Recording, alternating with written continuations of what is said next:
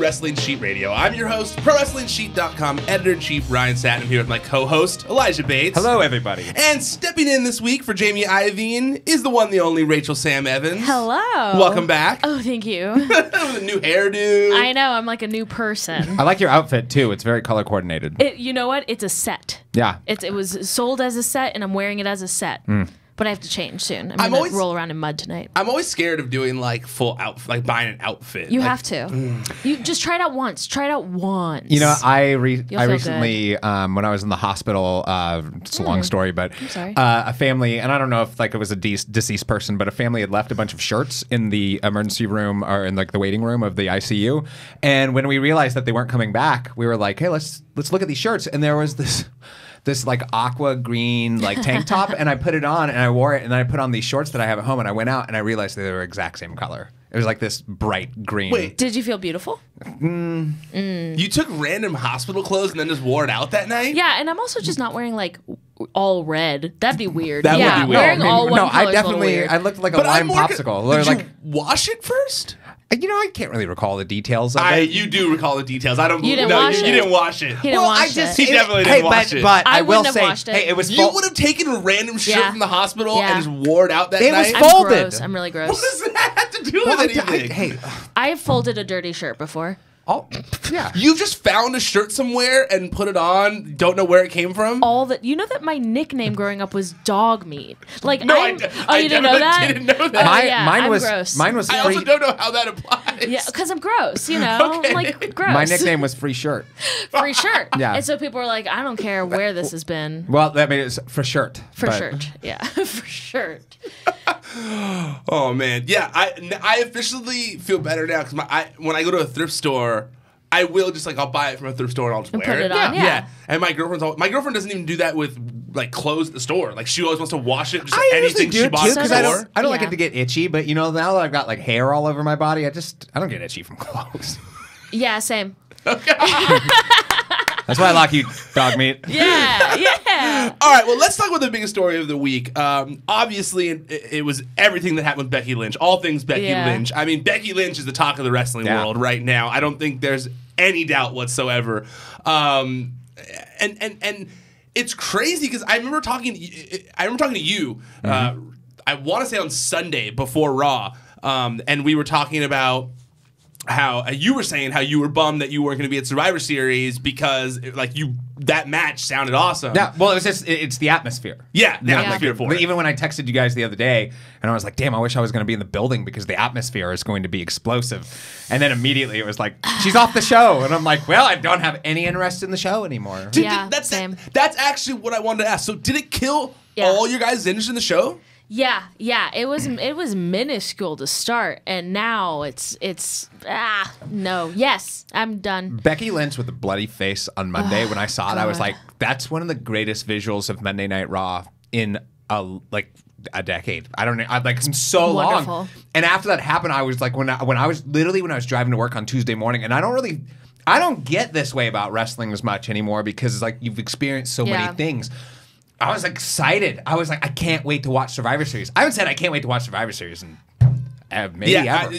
I am in the group text with you, and rarely before pay-per-view is Eli actually saying how excited he is for it. Usually you're just exhausted because you've seen so many lately, and such is the case now. You know. Well, I was talking with Ken Knapsack here before this morning, and he's a big wrestling fan. He does a bunch of shows here, and we were talking about how because there's just so many pay-per-views now that they do kind of lose their special feeling because it's just like when one's over, they're right into the next, and it's like the last pay-per-view was like 2 weeks ago or something like that. So it is hard to get excited for one as it is. Yeah. And this is one that people really were pumped about. So all these last-minute changes were.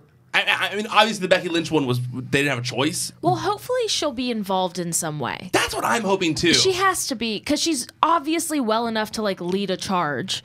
So hopefully she'll be involved in some way. I assume she will be. And either way, I'm excited to see what the outcome, how it affects. Ronda's gonna win, so she's totally gonna win. I will say though. But I'm not unexcited to see Charlotte and Ronda Rousey. That's a match I actually am looking forward to. And I will also add, I'm way more into Daniel Bryan versus Brock Lesnar than I am AJ Styles, only because I've seen that. I haven't seen this. I know that you guys might have a difference of opinion just regarding like the heel turn and the heel versus heel, outlaying of that match and everything like that. But I do feel like the way that they reshuffled it, at least last second on Thursday, did provide some seeds of interest to me. And previously, I was like, Becky Lynch, Ronda, only thing I truly care about. So you weren't as pumped on AJ versus Brock Lesnar too? No. You either? No. I mean, if you've seen it, it's just not going to be any different. I feel like a match like AJ Lesnar is something that belongs on like Crown Jewel or a pay-per-view like that. Yeah. That doesn't matter.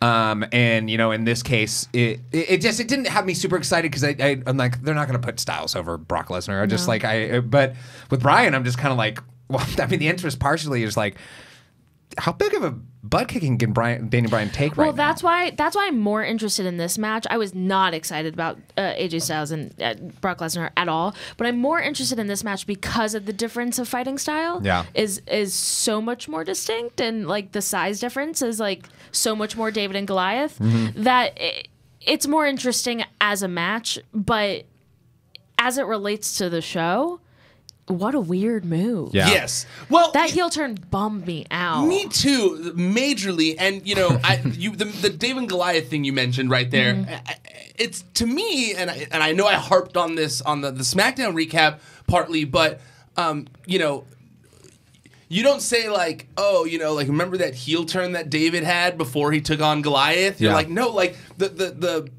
story is David versus Goliath. Like it's this good underdog that you want to cheer for overtaking this beast of a person. So I don't understand the after thinking about it for a few days, the only thing I could think of as like the reasoning behind turning Daniel Bryan heel before he goes up against Brock Lesnar is because in Vince McMahon's mind, Daniel as the happy-go-lucky yes man like isn't an actual, like, could never be seen as a threat to Brock Lesnar. Sure, that makes sense. But this ruthless guy who will do whatever it takes to win, who has lost his mind and is snapped at the last second, does kind of maybe have a chance because he's going to do whatever. I like that a lot more because now in my head, I'm like, oh yeah, that is Daniel Bryan. Heel turn, bad. Like, cheating, bad. But that idea that he will do anything it takes and he will not quit. Like, that's his gimmick. Yeah. That's his thing, but that's good because that's technically kind of what he did. I think that's what he did, but through the lens of a bully. Yeah. Like, if it were purely Daniel Bryan, I feel like that's what it would have looked like. Like, I could have accepted all of that without the nut shot. Yeah, but yes. And I would have been fine with it. Like, oh, great, Daniel snapped. He wants to kill Brock. He wants to get that match. Great. But that nut shot was like... The nut shot is just such a cheap way. It's so cheap. It's such a... Like, don't get me wrong. It's always been a cheap move. But I feel like it's one of those things like a chair shot or like a table spot where it's just like, yeah, I've seen it 1,000 times. Yeah. It's not, like, even when Shinsuke was doing it earlier in the year, I was just kind of like, this is it? Come on. Like, there's got to be something other than, like, a nut shot. But even Shinsuke, I liked it more because he's kind of a Loki. Like, he's kind of a trickster god. Yeah. So, like, him doing that is like, bah. Well, the only thing... I kind of liked it. I was much more on board with the Shinsuke one for the exact same reason because it was like he was so smug about it. Like, it became a thing. But the Daniel thing, you're just like... I think they're going to drop it. I think they're going to drop it immediately. I think he's going to go... I think he's going to get more intense for sure and he's not gonna win. No, there's no way. I'm calling it right now. Brock Lesnar is going to win by disqualification. Oh, what? Why? Because of a nut shot. A nut shot. Fun. Because it's a cheap way out. Yeah. Bryan and it's probably not going to be the main event. It's not. It's nobody loses anything by it, and it's a throwaway match. It's a 100%. It's a thrown together match with a throwaway purpose. I hate that I'm so mad right now because that's. Like, if you think about the booking of it, like, I mean, this whole event now has been built off of matches where, like, with semi-predictable outcomes, Ronda's going to win, Brock's going to win. So it's one of those things where it's like, well, if you know they're going to win already, then what does the outcome truly matter? If like, again, it's almost like when they have, like, such small space in between these events, all the outcomes are just throwaway. Yeah. The problem with that is that this is the WWE, and the matches are never going to be as, like, well, I mean, maybe I'm speaking subjectively as, like, a indie wrestling fan or whatever. Ew, idiot. I know. Sorry. No. I know what you're going to say. But, like, the matches aren't exciting enough to justify a bad narrative.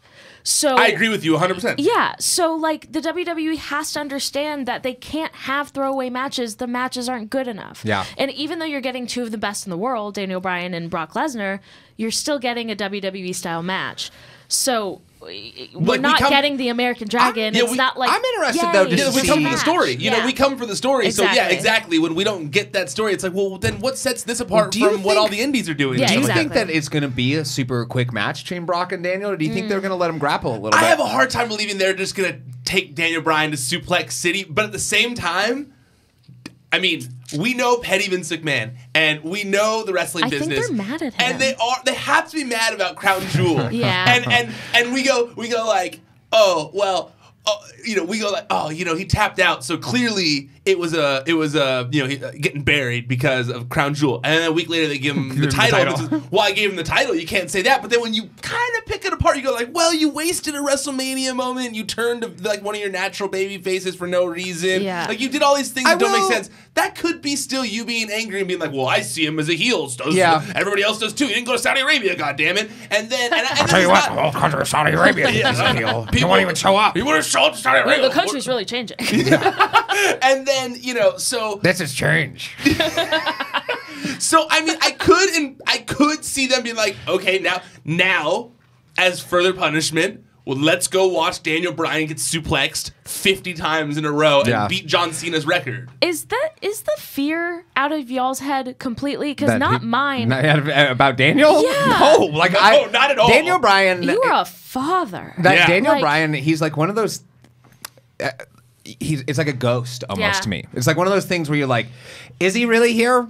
Is he like, you know, like, because it's too good to be true. Yeah. The universe doesn't give you too good to be true scenarios that often unless there's like a dark end to them. I'm not saying I want that to happen. Those are great of course glasses, not. by the way. Oh, thank you. You're welcome. Thank you. Sorry, I just noticed. No, but like I'm interested in the match more than I'm more interested in this Daniel Bryan match than I have been for a lot of Daniel Bryan matches. I feel like he's been pretty stale for a while. That's not. I mean, he was wrestling like Big Cass and the Bludgeon Brothers. No, just like, but his entire run though, since he came back at WrestleMania, has just felt pretty milquetoast to me. And I'm just kind of at that point where it's just like, well, I'm glad at least that he's getting a match against Brock. I'm interested in that match. Is his heel turn well done? No, of course not. But I do think that it could result in some interesting outcomes, and I don't feel like they were going in an interesting direction with him anyway. So it's like, But that is also partly what has bothered me with the internet talk of it. When everyone was kind of shitting on me for saying that I didn't like the heel turn, was everyone going like, "Well, he was stale." Yeah, he was stale not because Daniel Bryan, the character, was stale. He was stale because they were booking him like shit since he's come back. Yeah. You know? So what do you want? What would you want to see? I mean, I just wanted to see, like you said, the David Goliath scenario. Yeah. Like, I just didn't need the heel turn on one of the people that I said this on the recap, but basically, like in my opinion, you know, Daniel Bryan recapturing a world title is like a made WrestleMania moment. Like, we are all people who write. We know, like, writing is not easy.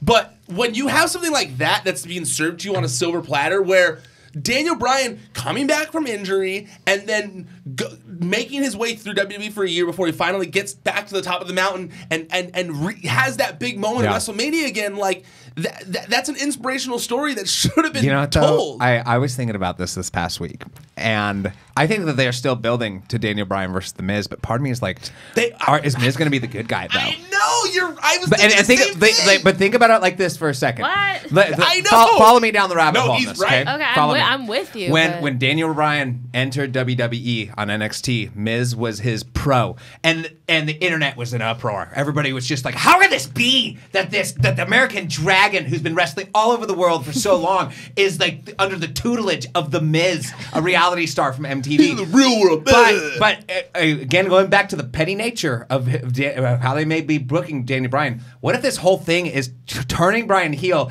to eventually say like, "We were right all along. Our WWE guy victored over your indie god in the main event of WrestleMania and won the title. And yes, these indie organizations are great, but WWE is supreme." Oi. Okay. Oy Did you see The vey. Miz's Instagram post today? No, I did not.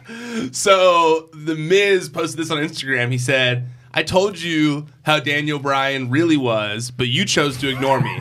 I told who the real Daniel Bryan was, but you chose to boo me. And now, after manipulating his way into title match after title match after title match, the true colors of Daniel Bryan are finally on display for the world to see. Was I right all along? Yes. Okay, so you're spot on. So that's exactly what it is. Well, the thing is that, and in some ways, it isn't altogether different because it's still the same two people at WrestleMania and everything like that, but it's flipping the expectation of it. And the beauty, and keep in mind also, they've done repeat main events before, so they could always flip it again a year or two later and do the version that you actually wanted. So they could do, you know, like not a once in a lifetime John Cena Rock type of thing, but similar to where it's just like, hey, they can still do that main event somewhere when Daniel Bryan has redeemed himself or whatever, and the Miz is bad again. They can just flip flop that event and do the same thing.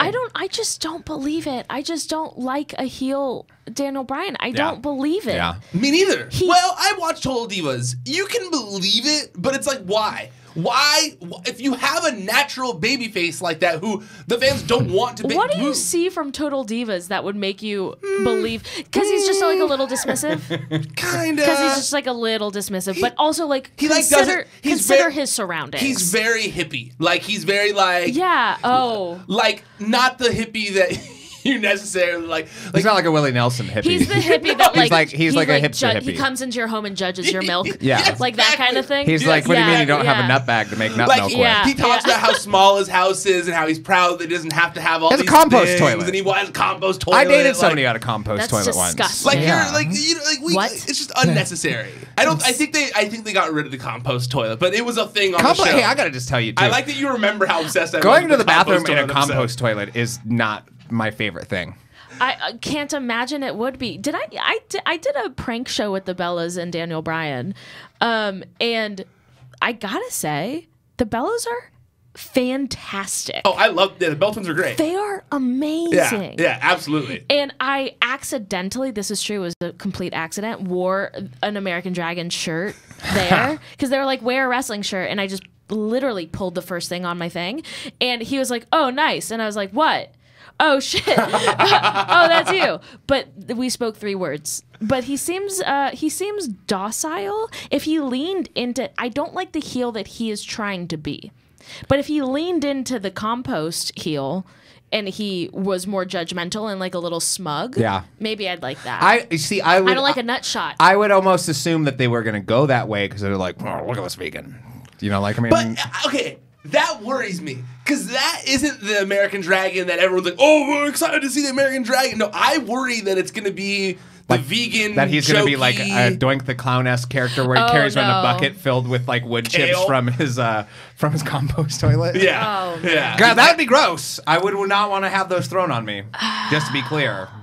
But that's what he is. I know. I just feel like that's what he is, though. Like, yeah, I know. I guess I just have I just feel like, and obviously it's not a life or death scenario, but like imagine Roman Reigns coming back from his whole thing and them doing. And there's not a chance on earth that Roman would have the same kind of return that Daniel Bryan had. They wouldn't bring him back throw him in a throwaway feud with Connor from the Ascension to try and get Connor over because they're doing a singles push with him. But they never regarded Daniel Bryan like that. But that's what he had to fight for himself. I know that, and I'm just confused to why so many wrestling fans don't see that happening again right now in front of the rest. They're all like, no, he was stale. Well, maybe he is fighting for himself. Maybe this is him fighting for himself. Well, But I do also completely 100% think that they're just punishing him. Well, wait a minute though. Like, okay. Would they give him the title though if they were punishing him? I mean, because that's a pretty big deal though. But Vince is such a good mind fuck, dude. Like he's so good at mind fucking people. Like, is it worth winning something if while you're holding it, you're like, oh, what am I doing? Wait, but do you think that he's just gonna get destroyed by Brock Lesnar in like 2 minutes? Right now, I do. How many times did? But you guys hey, I think that's gonna happen too. Yeah. But how awesome would it be if it was like at least like a 15-minute close match? Like even if he gets beat at the end of it, if you have 10 minutes of questioning what the outcome is going to be, then they've done a successful job. Yes. Because otherwise, when's the last time Brock Lesnar faced anybody where you even considered that they had a chance against him? I just want to see Brock Lesnar in like a head scissors, and I want to see like Hurricane Rana's. Like I want to see like Daniel Bryan. Yeah. You know. I mean, it'll be awesome if they do that. It'll be awesome. In my opinion, though, we're gonna get 17 suplexes in a row. Yeah. Brock Lesnar has a it. UFC fight coming up. Yeah. He's not going to be doing a 20-minute classic. You know, like It's gonna look like that. What was that Bola match that I just watched again because I got my PWG DVD in? Jeff Cobb and Darby Allin. Yes, yeah. It's gonna be that, just throwing people around. Well, it's like with Daniel Bryan has been wanting to wrestle Brock Lesnar for a long time now. Brock Lesnar has not been wanting to wrestle Daniel Bryan for a long time. Yeah. So I don't think it's one of those things where I don't think that Brock Lesnar is going to be like, yeah, what do you want? Like let's go thrill the crowd. No, that's not right. Like I just don't see that. I don't think Brock Lesnar thinks about thrilling the crowd. No, I don't think he gives even one. And I also think that I could could see Daniel Bryan, who we know he fought with his eye popping out. He will want to get brutalized. I think he'll be okay with it. He'll Do you think that? I mean, because Daniel Bryan has shown many times over that he kind of doesn't really care. He doesn't necessarily need them. Obviously his wife works there and stuff like that, and he's getting paid really quite well. I'm not taking anything away from that. Do you see that, Daniel Bryan potentially going out there and realizing that this is a shot and maybe throwing some stiff shots and trying to rile Brock up and actually turn it into a better match? That'd be real stupid. Because really? I don't want. I mean, there's the size difference. I don't want him to die. But if you think about it like this, it was SummerSlam, I think it was SummerSlam last year when Brock stiff-shotted Braun in the head. Yeah. And that's what I remember from that match. Yeah. I don't necessarily remember the outcome of that match. I can't even remember who else was. I think Roman was in that match. I can't remember. It doesn't matter. But that moment, though, I still remember it. I talked about it on the show a couple of weeks ago how Jamie and I kind of reacted when we were watching it. I remember you guys tripped. Well, we did. And so if there's moments like that, if they can provide at least certain moments that make you question what the F is going on, then they've done a good job with us, I feel like. I hope they do, and I hope they do. I mean, but God, it can also go the Brian other way. slaps Brock as hard as he can. Man. If that happens at the beginning of the match before it starts, you'll be like, it's on. Or like a back chop or something real disrespectful. Something or real mean. Spits on Brock. Gives him a wedgie. Gives him a wedgie. He's like, I'm into dirty stuff now. Or just kisses him on the lips. That would be my first move. Be like, you're disarmed. With tongue. Yeah. That's for Mark Marrow. Oh, man. This is for the wild man. Oh, my God. What if he just starts doing Mark Marrow moves in the match? Hits Brock with the TKO. I'll be really happy. He has that firing gun thingy that shoots out the stuff that Johnny B. Bad had. Anyway, I hope all this magical stuff happens, especially Mark Marrow stuff. It's just not. It's but not, no, I don't want to be. I want hope. I want my hope back. Yeah. Yeah. It might. Hey, come on, guys. I'm calling nutshot disqualification. Nutshot early disqualification. Or they'll have a good 10 minutes first. It depends on when they go on. Because I am still of the belief that Ronda versus Charlotte now. Well, I guess not now. Yeah, I'm still of the belief that Ronda versus Charlotte's going to end in DQ, though. Because I think Tamina and Nia Jax are going to get involved. Becky, I bet. Or see, I thought it was going to end. I was hoping kind of that Becky would either beat Ronda because of interference from Nia and Tamina, because Nia has the next title shot. Yeah. Or something like that. Where there's no outcome or something along those lines. But what do you think? I think that Charlotte's going to be trying to submit Ronda. Becky's going to come in, hit Charlotte with the Charlotte with the chair, turn back against what she did on SmackDown, keep her edge, keep Charlotte from beating Ronda. Ronda still gets her victory. Becky still against Charlotte, still the badass, etc. That's honestly what I hope happens. I like that. Because that Charlotte that was weird. That hug was weird, it was right? Weird. This whole thing is cop outs. Did you hate that hug too as much as I did? I didn't hate it as I guess I've just grown numb to people getting hurt and having their momentum halted. Because it happens a lot. Yeah. You know, like the concussion program and everything that comes along with it, just like their medical testing, etc. They stop a lot of good things. I had to stop myself in our text thread from saying, I wish it was like the old days so that she could just go out there anyways. And die. Because, I don't want her to die, but part of me is just like, God dang it, Stone Cold Steve Austin would have gone out there. So would she. I know. Honestly, so would she. I know. But that's why I had to stop myself from even saying it. She loved it. That was so I awesome. relate to that so hard. She was just standing up there with a broken nose, living in that moment. It was. I've been there and I like it. And you know, like there was a moment when I found out that she was getting axed from the match too, and I was so bummed and frustrated, and in my head. I was thinking about what is Kevin gonna say in this text thread, and I was like, somebody is going to reference that Stone Cold Steve Austin hurt his neck during the feud with Owen Hart, and that was all like the throttle that sent him into the next stratosphere, into the stratosphere. And so like in some ways I expected people to say that about Becky. I don't think it's obvious, not as bad of a situation and everything, but I was super have bummed. seen that but comparison. it looked as bad.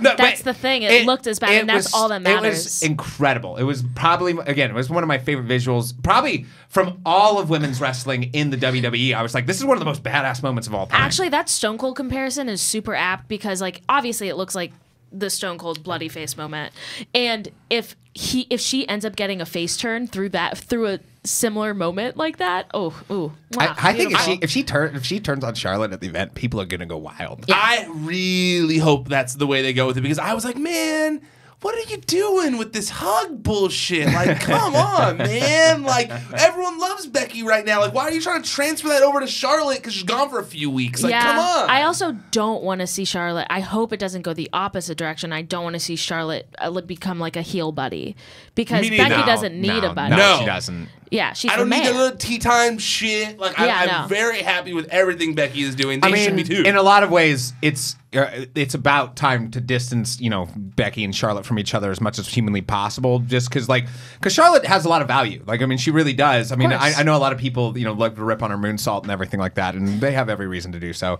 But like, I love Charlotte. I think she's a great wrestler, and there's parts of me that, again, that's why I was like I wasn't crushed, because I knew that I am actually looking forward to seeing her against Ronda. I think that's a great match. But it sucks that such a small build-up, because that was something they were thinking as a possible WrestleMania match. But like the only true way that this pay-per-view can end in a positive note, I feel like, is if that match goes on last and Becky is standing tall with Ronda and Charlotte on the ground with a chair in her hand. Amazing. That's a killer closing shot. I agree. I couldn't agree more in that regard. End scene. And you said, the blessing in disguise type thing. And honestly, if they didn't walk in Wednesday morning and go, well, we've got our WrestleMania main event now, then they're crazy. Yeah. Because, I saw Meltzer reported that there's heavy talk now of that being the case. And look,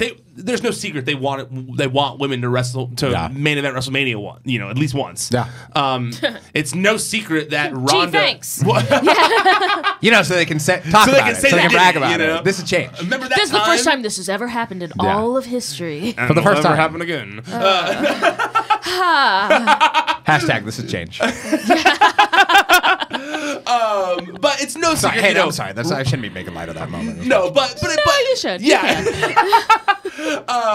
And it's no secret that Ronda is definitely, hopefully, gonna help them get there. They see her, her being there as someone who can help them get there.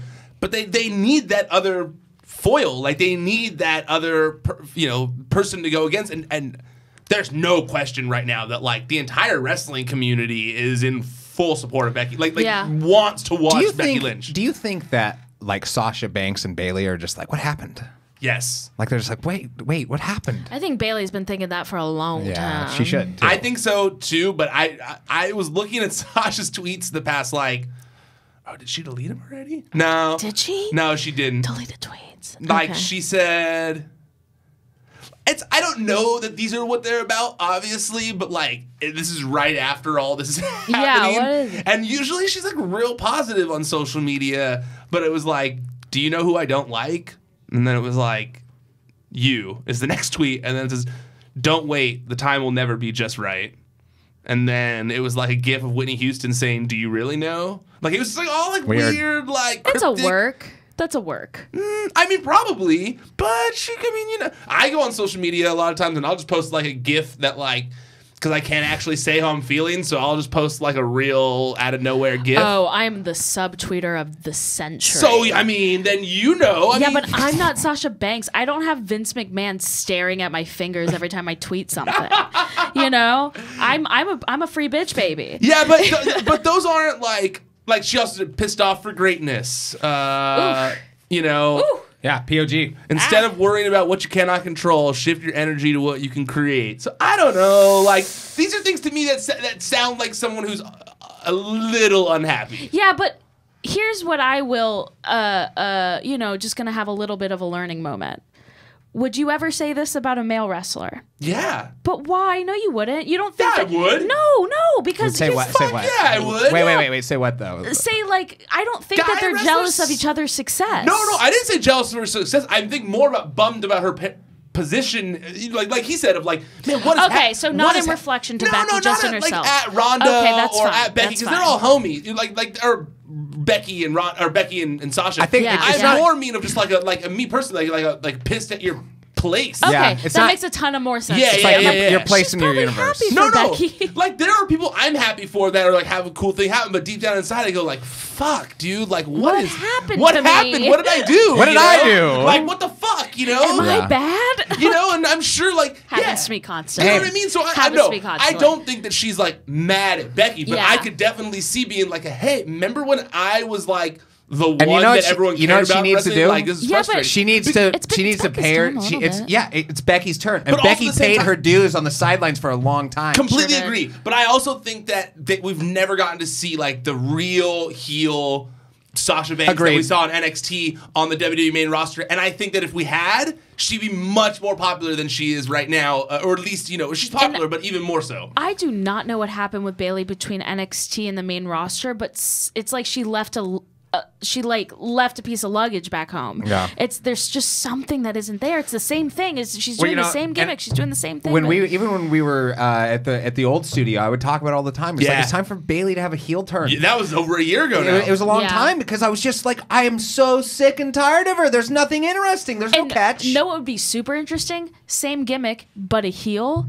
Like, same smiley person, like a psychopath. That's like it's like Kurt Angle when he came in. You Yeah. know, it's just like, hey, I'm the guy you're supposed to like, and it's like, well, you telling me that makes me hate you. Yeah. Oh, no, I hate you. I You was talking about stupid, wacky, waving, inflatable tube men. You Mr. Potato Head. I was talking about Zaroka, I think, this week, actually, where I was saying that I truly believe that the big missing piece of the Bayley puzzle on the main roster has always been the fact that the WWE universe, whatever you want to call them, like the WWE watchers, the main roster viewing audience, they missed this big piece of the puzzle of Bayley being super fan. Yeah. Like we didn't get to see that on the main roster. No, that was only in NXT she where it was showed like up. her like, oh my god, I get to talk to Dusty Rhodes, and like, oh my god, I'm wooing with Ric Flair, and like her being like that ultimate wrestling fan that then you got to watch grow become like a dope wrestler. Yeah. Like that was a huge part of her story and helped you like connect with her. And I think that that's why people haven't connected with her on the main roster. And for a lot of people there's a lot of people haven't seen NXT. I was talking to my dad yesterday,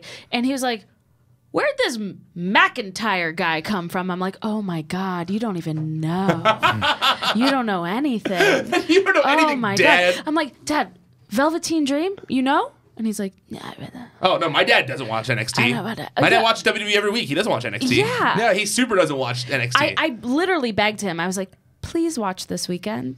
I made my dad. The best part is I've made my dad go to an NXT show. He loved it. Yeah. Still didn't keep watching NXT. Yeah. He still is just like, no, I just want to watch Raw. Yeah. Yeah. Does he watch It's SmackDown? just- Not as much as Raw. Yeah. It's just what He they're watches used it, to. but not much. So, yeah, it's just what they're used to. Yeah, it's on his DVR. Yeah. You know, like it's just easy. You know, Bayley is like Barry Horowitz. Like that's the level of character that she is.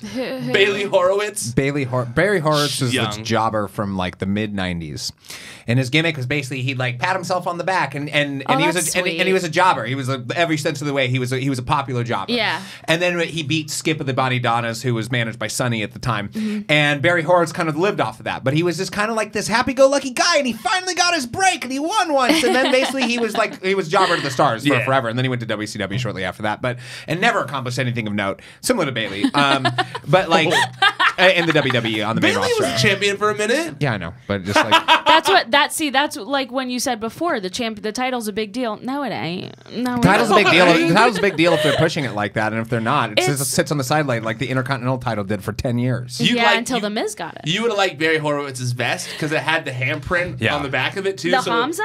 Yes. Him patting himself on the back. it was like a when you said handprint. Barry Horowitz, he's like very clearly Jewish. Oh, so he when you was. said the hand thing, I assumed it was a Jew thing. It may have partially been because he did play like a Jewish character. I mean, too. Barry Yeah, but Horowitz. that wasn't. You know what she's talking about. I know. Hamza's like the ooh spiritual. No, that's what I hate about. It fit in the handprint. So That's he'd, really put cute. It, yeah, it's that's cute. really sweet. It was no different than when you draw around your hand. You know. That's what I hate about being like a young person. Like I started watching wrestling as soon as I was born, but unfortunately I'm still young. And so when I go back and watch old stuff from before I started watching, you miss the jobbers. Yeah. Because you're just like, it's just where's Macho Man?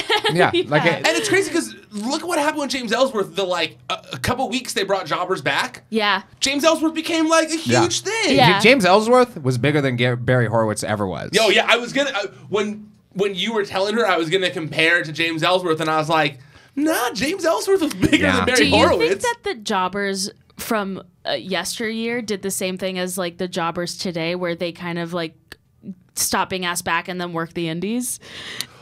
No, because I think the jobbers were more already the kind of local dudes still even back then. They were usually local paid talent, $100 a night or something like that. Where they just basically were like, hey, and they wouldn't travel with them? No. Well, some of them. The main thing was that they, because they would tape so much television at one time. So they're like, we're in Hartford, and they would tape, hours and hours of matches that they would scatter across, tons and tons of programs. So even though they may have been in this one specific region of the country for a week, let's say, the matches from that area might last for 3 months or something like that on WWE television. Yeah. So that's why you would see Barry Horowitz. That's pre-Raw. I didn't know that's how that used to. Yeah. So old Prime timer would Challenge come in and with stuff. the way it used to work is you had to be friends with an old timer or something like that, and that old timer would come to the show with his guys, and then he'd go backstage and be like, "Hey, I have these guys who can work," and then they would, similar to now, still with extras, and they'd line up "Hey, we could do something with you go with him, blah blah," and you're just gonna get shit kicked. I mean, they still have that today, and they still have the local guys come and play. True, but except those local guys actually got to wrestle much well, more frequently. And what happened was this is all the cause of the Monday Night War is that there wasn't time for anybody on the show who had a name unless they were actually a WWE superstar. Right. And so all that local talent, they became the security guards who would run in, and Scott Steiner would stiff arm him in the head, and then that was their $100 for the night. Yeah. Well, that's what they are today. They shifted from jobbers to extras, basically. Interesting. Well, and now we have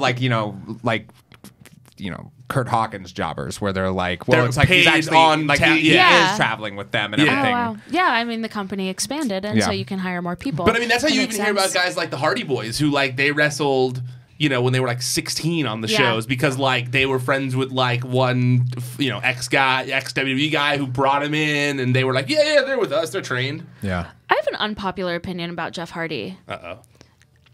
I really want to marry him. Is that an unpopular opinion? Absolutely. What? That's Every not time I say that, I'm he seems like he seems kind of gross enough for me, Yeah. and then sweet enough to meet my mom. And then he also does that thrusting thing when he comes out. So it hits a lot of cylinders, but I've said that twice in front of people, and now I'm glad I'm saying it into a microphone. I love that for me. My girlfriend has a crush on Luke Harper, so you have no chance. Interesting. Yeah. Well, Luke Harper has shaped up. I mean, that's what she was pumped when he got all. When he shaped himself up, she was pumped. Yeah. I think it's a daddy thing. Maybe.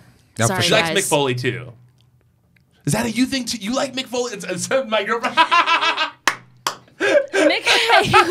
When I was, this is weird now because I'm friends with Noelle. I'm sorry. I'm sorry, she's not listening. Who cares? Not listening. She's not listening at all. But no, he was like a huge crush of mine when I was a kid, like when I was like 8.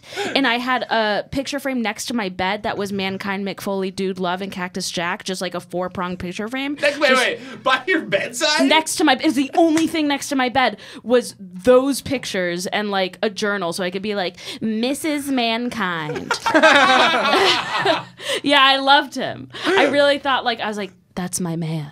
Cactus Jackie. Yeah, yeah, that's me. Yeah, no, we also had the same hair, so it might be like a narcissist thing where I was like, that's me, but a man. What age was this? Like 8. 8 to like 8 to like 10. Where he was 8 to 10, top crush? Yeah, well, top crushed outwardly because I like thought that my dad would approve, but on the inside I was full on stone cold. Okay. Yeah. Yeah. Okay. Yeah, because I was like, he's my bad boy. Fill up my dad's ass. Yeah. I was so happy that Stone Cold set the record straight this week or this morning on his podcast about that whole drinking thing. Because like last week, a bunch of sites picked up like a quote from his podcast where he said that he's been 14 days sober because he was like on an eating program. He didn't say, I'm quitting drinking. It was like, I'm on a diet right now, so like I'm not drinking. Yeah. And then I sell beer. Like, what? That's literally what he said on the thing today. He was like, I have my own IPA. Yeah. Why the fuck would I say I'm not drinking anymore? Like, or what? That's like, crazy. What are you talking about? Like, Dude loves to drink, too. Yeah. He's from Texas. Like, There's no, he's like, it's Stone Cold Steve Austin. Yeah. Like, you know? Steve Weisers. Even if he's not going to drink anymore, he's not going to publicly say he doesn't drink anymore. It's part of his thing, you know? Yeah. So, but they were sneaky about it, the people who did the initial report, because they kind of like coupled it with another anecdote from the same episode, but they made it seem like they were like together, because basically it was it was dick the way they did it, because it was like Stone Cold said he's 14 days sober. Also, he told a story about smoking a joint, but they made it sound like he was smoking the joint. He's contradicting himself or something? No, they made it sound like he was smoking the joint because he's not drinking anymore. Yeah.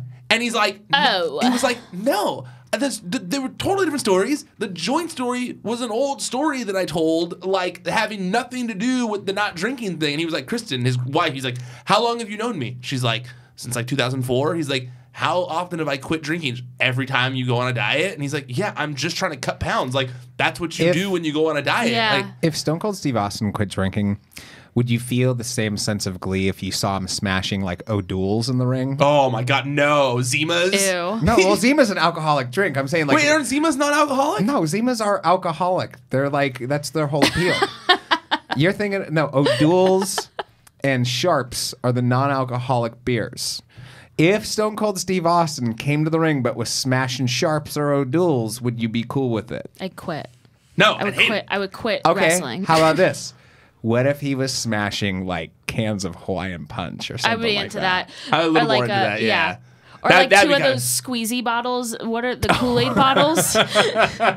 He has to like really squeeze to get the He's liquid got out. like 2 Capri Suns. He just like pops them open in his face. I would love that. I would also wouldn't mind though if he became like just full stoner Stone Cold Steve Austin, and he almost was like Buzzkill Brad Armstrong, like from the WCW days, just like your dad who started smoking weed. That'd be kind of cool too. I mean, I would be down for that. Right? I feel like that would make him more accessible. I feel like that would just make him my dad. Literally, me too. My dad is like a dude from Texas who smokes weed. So yeah, absolutely. I'm like, yeah, you got on a Harley and drove off. I'm like, that's my dad. Oh no. He's like, oh no. he picked up his blues guitar and went to town. I'm like, pfft. Papa? It's like, Papa Stone Cold? Papa? You meet him one day, Papa? Papa Austin? Yeah, he goes, it was great in the episode. He goes like, I didn't swear off alcohol forever. Why in the fuck would I do that? I enjoy alcohol responsibly as an adult, so therefore I will probably drink until my final day on Earth. Wow. And then he said, when I'm trying to meet a deadline, if I'm trying to get in shape, then I've got to eliminate the alcohol if I want to burn fat. Yeah, for sure. And then, What is he meeting a deadline for? okay. I just want to throw on my conspiracy theory hat here. Yeah. What has been my recent conspiracy theory regarding Stone Cold Steve Austin? They're going to bring him back at one of the Saudi events. Now he's suddenly getting in shape and has a deadline. Yeah, but to he meet. said to his wife that he does it every year. Though, No. He said he quits Every alcohol time he every cuts time weight. he cuts weight when he's like trying to cut weight for something. He did say in the episode that basically every time he goes hunting, like when it's hunting season, him and that Ted Fowler guy get wasted the whole time. So he's like, me and Ted, Great. we get wasted the whole we get wasted. We start with margaritas and then beer. So he's like, so when I come home from my hunting season, he's like, I look in the mirror and I'm like, shit, you've gained a lot of weight. You got to go cut your pounds, you know? And so then he goes on diet again. But I don't know. I just like, I just with all these people coming back for lots of money in Saudi Arabia, he doesn't have a show right now. He doesn't all give a his shit shows about are Saudi canceled. Arabia. You Probably. know? I'm sure Stone Cold is like, yeah, the president thinks we're cool with Saudi Arabia. I'm cool with Saudi Arabia. So I could see it being a possibility. I could as well, but Yeah, just I hope strictly so. like with these guys, I don't care for the events, but I mean clearly HBK came back just for the paycheck. Oh, but that was. Oh. Yeah, I know. Hey, but you know what though? You know what's great? Steve still looks like Steve. Like that's the big Well, difference. I would Also- much rather see him. Also, What?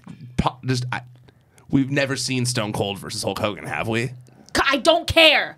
I don't care. I knew that was going to make you so mad. And I knew that was going to bring such a smile to Eli's face. The thought of that match. It can't don't happen though. care. Like it's too late. It's too late in the game.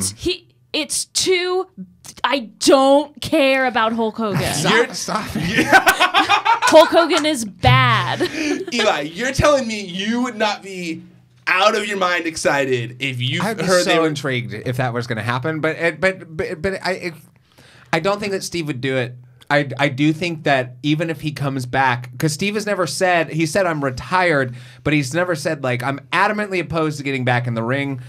And not only that, the dude has talked openly about people collecting their paycheck and stuff like that. Sure. He is a working class dude at the end of the day, regardless of how many millions and the fame and fortune that he's acquired over the course of his many years in the business.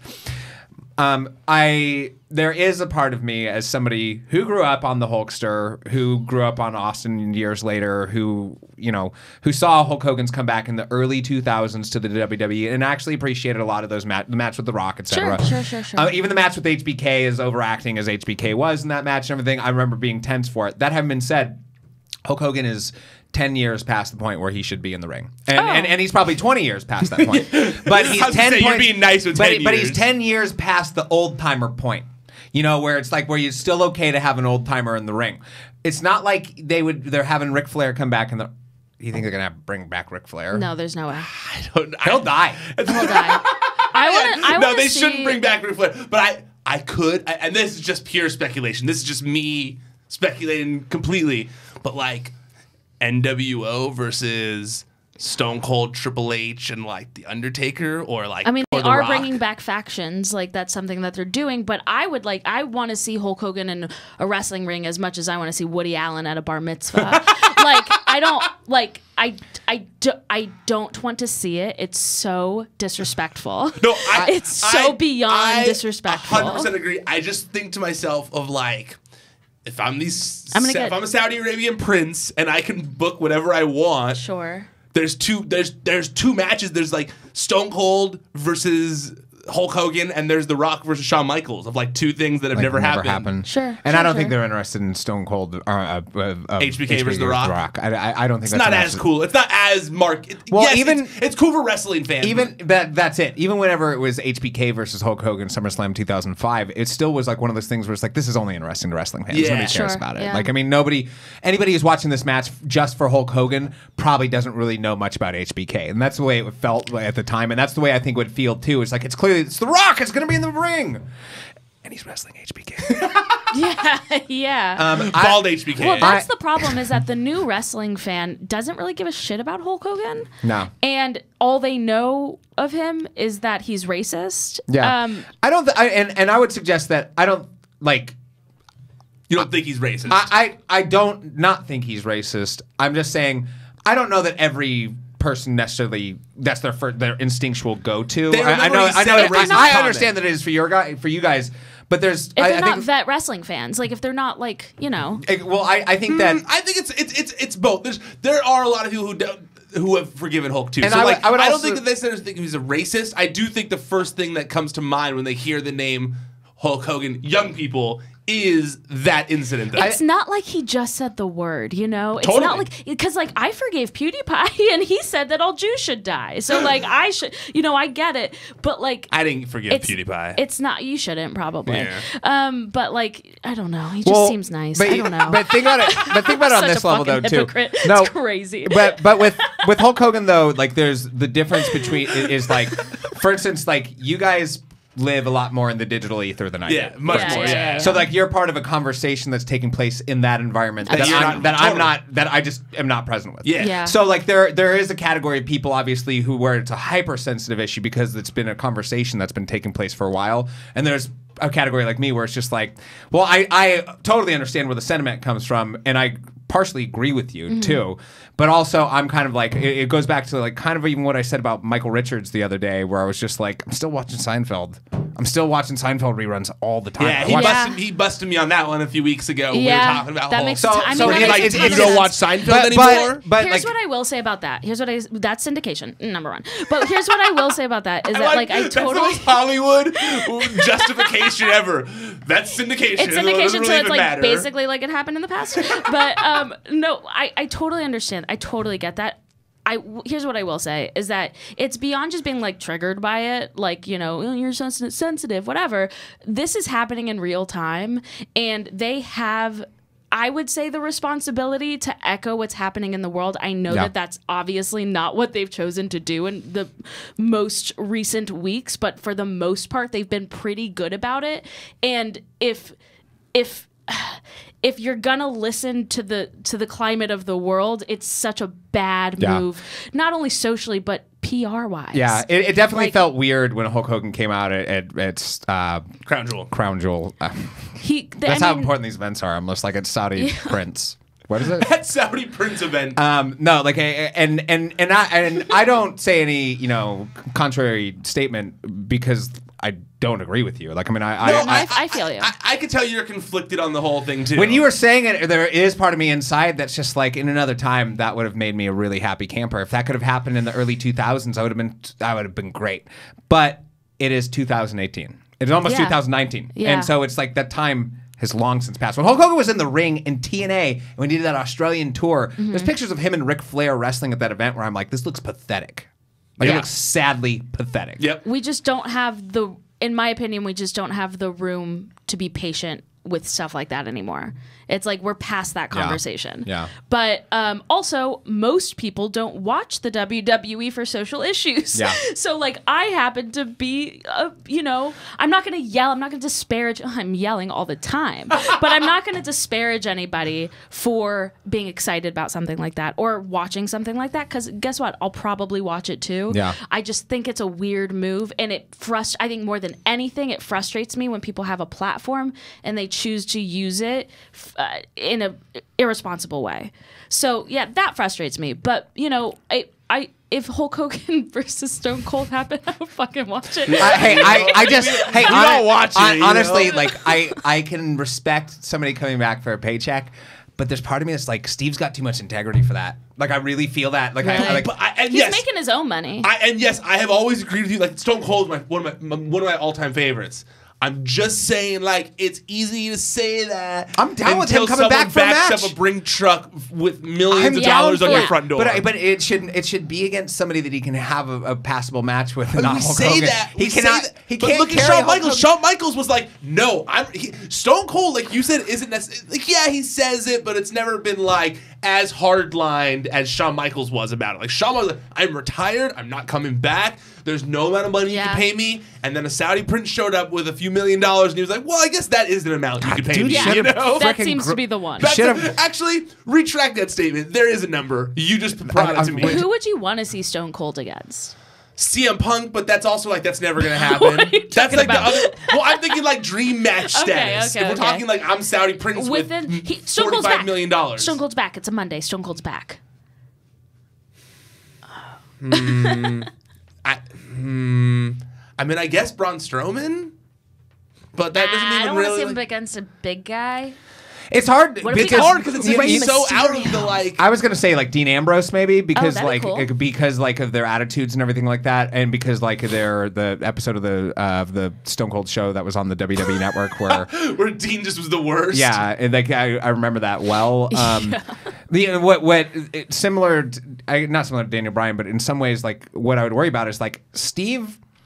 And I feel like I know him well enough that I can call him Steve. But I feel like he was part of a different era where it was not as high impact as it is right now. Yes, I agree. And so like even when I was thinking like Dean Ambrose, like Stone Cold can't take his DDT. Like like there's just certain things that he wouldn't put himself in that position to do. So in today's modern wrestling landscape, I feel like it would have to be somebody like Braun or somebody big to where it could be a lumbering match. You know, Okay. where it could be Yeah. slow. That is the only reason I didn't say that with words, but that was my thought process as well. As I was like trying to think of like who could Stone Cold wrestle with right now that Yeah. it would be. That's honestly why I said CM Punk, to be honest with you. And like I know CM Punk is not wrestling right now, but like their styles I saw as like, well, Stone Cold could take that move. He could take the go to sleep, or he could do this or that and the other. But there's there's a lot of high impact stuff right I now. almost don't want to see a match. I almost just want to see him come out and like stun her, just like. I'd love to see him just Stone Cold stun Hulk Hogan. I'd love to see him stun the Saudi princes. Oh my god. Yeah. Yeah. Awesome. Me too. For no reason other than just general entertainment. Are we gonna die? Are we gonna?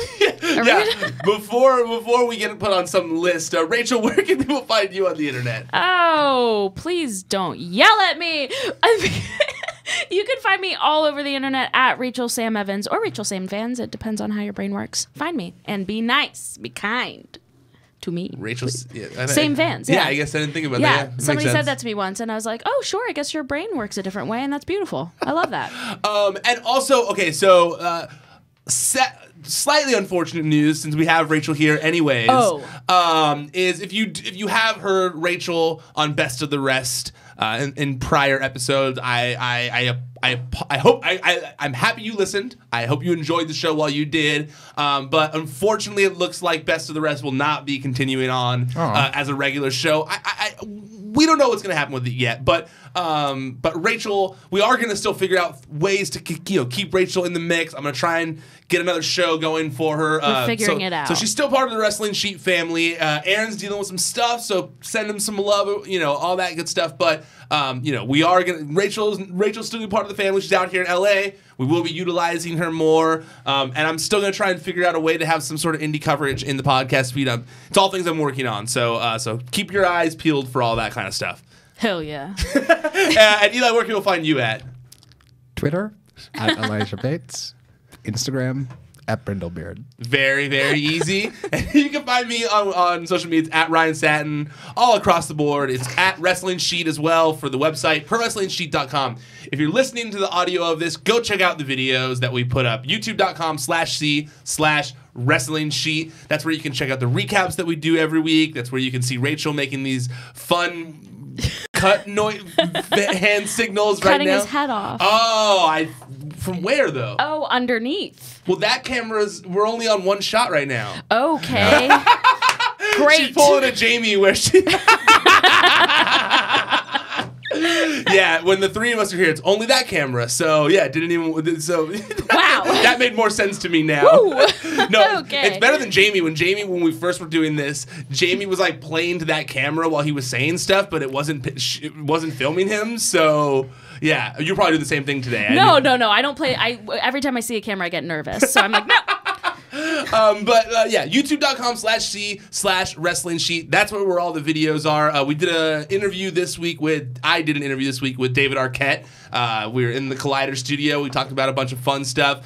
For those of you who are longtime Wrestling Sheet Radio listeners, I talked to him about my Ready to Rumble sequel idea, and he dropped a bombshell back about why it's not really possible. So go check out the interview. It was really fun. It was cool having him here in the studio. Also, if you only want to listen to the audio of it while you're driving or whatever, go check out the audio feed. It is Podcast 1, Wrestling Sheet Radio. You can find it on iTunes as well. That's where all the stuff, where Best of the Rest used to be, but won't be anymore. Ouch. But Top 5 will be back this weekend. The recaps, all that kind of stuff.